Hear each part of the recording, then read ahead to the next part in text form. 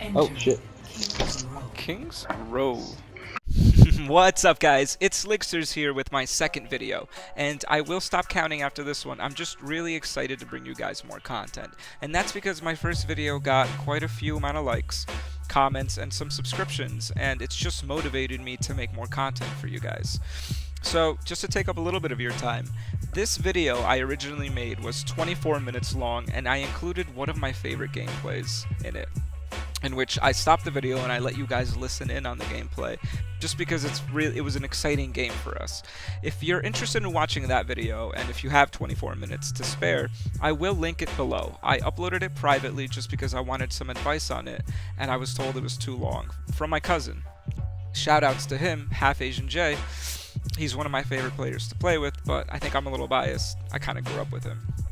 So again, feel free, the link is below. That's the only way to access the video because it's not made public. Now let's get right into the content of this video, which is the psychology behind tilting and toxicity in Overwatch.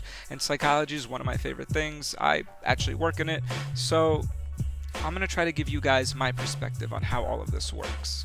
So, because it is my perspective, I want you guys to know that none of this is fact, and this is just how I've conceptualized how all of this works. So let's get right into the first point, which is the character design, the character development. So, first and foremost, this is a first-person shooter, which is the most immersive you can get in this day and age into a video game. I know VR has come out, but right now this is the most common way many game developers are creating their games to get you wrapped up in the game. So first person mode means this is the closest you're going to be to being this character. You see their hands and you see the weapon they're holding, and it's almost like you are that character. Pretty basic stuff.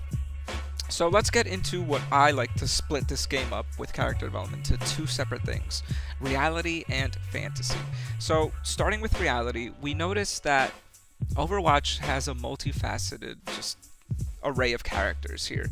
We have characters with different races, different sexes, age, color, sexual orientation, nationalities. They're from different parts of the country, and you could find something that you relate to in each one of these characters just through the differences that they have. And that's done purposely, in what I think it's done purposely to try to attract a bigger audience. So that's the first piece, is the reality piece of it, and I'm sure you could find a character that you relate to. Now let's go into the fantasy piece, because I think this is where Overwatch takes it to a whole new level that any other game that I've played has never done, which is the fantasy piece. It seems like the game developers took this age-old question of, if you had a superpower, a super ability, what would it be? And they implemented a lot of those answers into each one of these heroes. So, for example, if one of the things that you've always wanted to have was super speed, they have that for you. If your superpower was to be able to fly, you got it. Maybe you're the person who wanted to be super strong. They got one for you too. Or maybe you're super sneaky and you'd love the idea of being invisible. Yup. I mean, I can go on and on about each character. I could even go as far as saying that you grew up watching old Western films and you've always wanted to be a cowboy. I mean, this game took the reality aspect and the fantasy aspect to a whole different level. And the cool thing about this is we immerse ourselves with our characters that we like, realistically, but also in a fantasy sense, where we get attracted to this idea of, one of the things I've always wanted was flying or speed or whatever, and this has it for you. This gives you the ability to be that, and it does it in a way that really grabs your attention but also immerses you into the game itself. Now, aside from all of this, they've also added storylines to each one of these characters. You'll hear dialogue between them, and that just gets you even more involved in the game. It makes you wonder, what is going to happen next, or what is the purpose of this character? Why are they evil, or why are they good? And what is going on in this world of Overwatch? So all of this gets us emotionally involved with this world of Overwatch, and especially with our favorite characters. And I say our favorite characters because we start to relate to these characters as ours. This is my character. And For example, I'll become upset sometimes if someone picks Tracer. Not overly upset, but I know if someone gets her before me, I'll probably say to myself, ah, damn, I really wanted to be Tracer this round. And that has to do with my attraction to this character, my immersion in this game and this character that I'm playing. And that starts to create emotions. And that's what the game developers want. All of this is done purposely to create an emotional attachment to the game and have you play and contribute to this community and continue pouring your money into the game. And it's great. I love the idea behind a marketing standpoint and a psychological standpoint. But to all these pros, there are also cons. So let's look at this through the competitive aspect. So now we are putting this character, your character, into competition. And competition is just a comparative measure of your skills against other people's skills. And this is great. I love competition. I think it's healthy, but I think there are some drawbacks. And especially when you're emotionally involved, those drawbacks become toxicity. And one of my biggest ideas is comparison brews a lot of toxicity in this world. But let's stick to Overwatch here. Comparison brews a lot of toxicity in Overwatch. And that has to do because now this extension of ourselves, this piece of ourselves, this character is being put up against other people and compared. And when you lose, it starts to feel bad.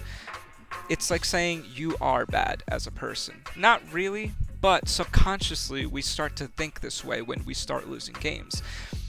I'm going to stop right here because this gameplay, and I'm watching it as I'm talking, is going to get fun. If you notice, you can't really hear me, but I'm trying to convince my team to do 5 tanks and a Lucio. And they agree. So let's see how this goes. So let's go back to what I was saying. So now we are putting a lot of weight on our shoulders and our team's shoulders to win because this character and this personality that we've created, this persona, is so important to us that we don't want to drop an SR. We don't want to feel like we are losing, like we are not worthy, we are less than others. In real life, we do this all the time. But in the game, it's even scarier because when there's this facade in front of you of a computer screen or a TV screen, you feel safe, and that's when people get toxic and mean. They feel safe to say some of the nasty things that they say that they would never say in person. You don't see as much of this in sports where people have to confront each other face to face. So people get the balls to do these things and say these things, and toxicity just brews because the reality of things, people get hurt. They're hurt on the inside that their character or their self-worth is being just diminished, and compared to someone else, they are not doing as well. So that's the best way I can put it all together for you to understand where this toxicity comes from. It comes within yourself. And this leads me to the last piece. How do we deal with this? So this whole video is an internal way of dealing with toxicity, which means within yourself, you have to remind yourself that this is just a game. This emotion that you're feeling is a negative emotion that's been created behind a fictional character. Yeah, keep competing, keep getting into the game, but watch your emotions. Check yourself a little bit and say, you know what, I shouldn't be getting this emotionally charged over something that it doesn't really have to do with me personally. This is just, like I mentioned earlier, an extension of myself, what I would like to be, what abilities I would love to have. And when you check yourself in this manner, you're able to reduce how negative you feel, how toxic you become. This all has to do internally with how you perceive this world of Overwatch and how you can continue having fun. Because remember, at the end of the day, you bought this game to have fun. Fun is the overarching goal. You didn't buy this game to get frustrated and to yell at people. You got it to have fun. So make sure you're having fun. Make sure you check yourself and say, I'm not having fun. Why is it? Let me work on this within myself to reduce the toxicity, reduce the anger, and increase the amount of laughs, fun, and excitement that I get out of this game. Now, I know some of you guys are asking yourselves, what does this have to do with climbing? It has everything to do with climbing. I guarantee that if you shift your mentality, you increase your positivity and decrease your negativity, you're going to go up in rank. You're going to see a boost in your SR. And as you can tell in this gameplay, I don't even think I did well, but I'm in a group where they're having fun and they decided to go 5 tanks and a Lucio, and we won. This is going to happen with you too. So a last little bit of this video I just want to throw in there. I put reggae music because I like this idea of positive vibes, and I want to extend that to you guys. I want this to be how you play Overwatch as well, and how you climb the ranks as well. So I hope that helps, but with this, I also want you guys to comment and give me some criticism, negative, positive, whatever it is. Give me some content that you'd like me to do, and contribute to me, because that motivates me to continue making these videos. I hope you guys enjoyed the video, and I hope you guys are enjoying Overwatch.